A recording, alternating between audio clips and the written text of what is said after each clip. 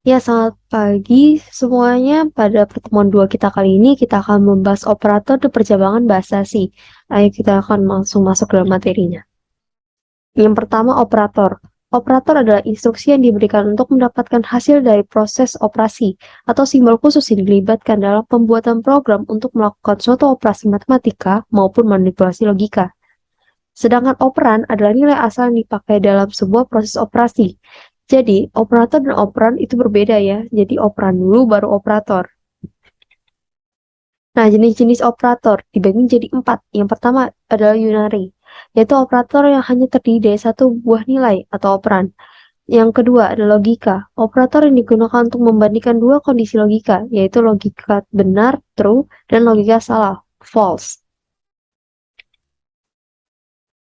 Yang ketiga adalah coupon assignment, digunakan untuk memodifikasi nilai variabel saat ini dalam melakukan operasi di atasnya. Yang keempat ada bitwise, yaitu operator khusus untuk menangani operasi logika bilangan biner dalam bentuk bit. Hanya dapat digunakan untuk tipe data char, integer, dan long integer.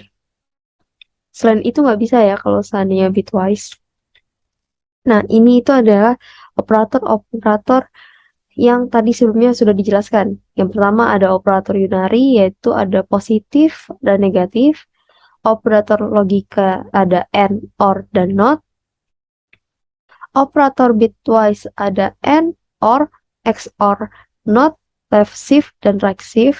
Lalu kemudian operator compound assignment itu ada pengejumlahan, pengurangan, perkalian, pembagian, right shift head, left shift end, bitewise end, bitewise exclusive OR. Lalu kita akan masuk ke dalam percabangan. Percabangan if. Statement if digunakan untuk melakukan penyeleksi kondisi, di mana kondisi benar-benar, maka program akan mengeksekusi statement yang ada di bawahnya. Jika salah, maka tidak akan mengeksekusi statement apapun ya, kalau if.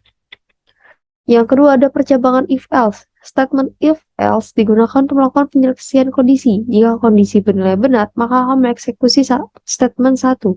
Namun jika kondisi bernilai salah, maka statement 2 yang akan dieksekusi. Jadi kita bisa ngelihat di statement if else ini, jika kalau seandainya benar, maka statement yang ada di dalam if yang akan dieksekusi. Sedangkan jika salah, maka statement yang ada di else yang akan dieksekusi. Lalu kemudian percabangan ketiga ada percabangan switch case. Statement switch case digunakan untuk membandingkan isi sebuah variabel dengan beberapa nilai. Jika proses pembandingan tersebut menghasilkan nilai true, maka blok kode program akan dijalankan.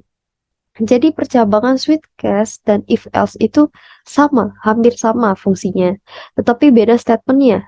Kalau seandainya if else kan if else. Kalau seandainya statement switch itu cuma switch dan case. Kemudian break yang digunakan untuk memutus. Jadi break itu harus digunanya untuk memutus statementnya. Jadi antara ini kondisi satu dengan kondisi yang lain nggak kecampur gitu. Nah, sekian materi kali ini. Kemudian saya akan menjelaskan tentang ACT-nya. Ya, jadi pada ACT kita kali ini kita akan membuat program biodata dan percabangan. Nah, di dalam percabangan ini kita akan membuat percabangan nilai UTS dan UAS. Jadi kita akan memasukkan dulu library-nya yaitu stioh.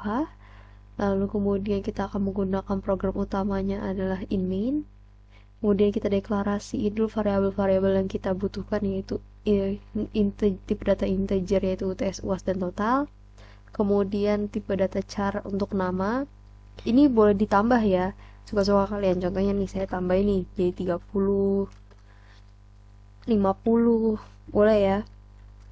Nah, habis itu kemudian kita ambil data-data yang kita butuhkan. Yang pertama kita ambil nama pakai gets. Habis itu kita ambil nilai UTS pakai scan.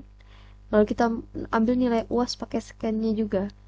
Nah, bisa dilihat di sini kan UTS sama UAS nih, ya kan?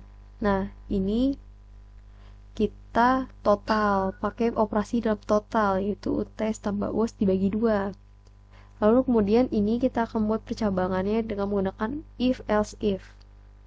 Nah, pertama kalau percabangan ini akan berjalan kalau seandainya total hasil dari total ini lebih sama dengan dari 90.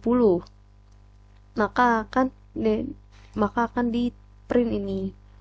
Lalu kemudian kalau seandainya nilai ini lebih dari sama dengan 80, maka yang di print yang ini. Tapi jika lebih dari sama dengan 60 hasil ini, maka akan di print yang ini. Selain itu berarti nilai 59, 58 sampai ke bawahnya akan di print ini. Nah, untuk KCT pertemuan kali ini kita akan membuat program ini. Kalian bisa lihat dulu. Oke, sekian dari saya. Mohon maaf apabila ada kesalahan. Terima kasih.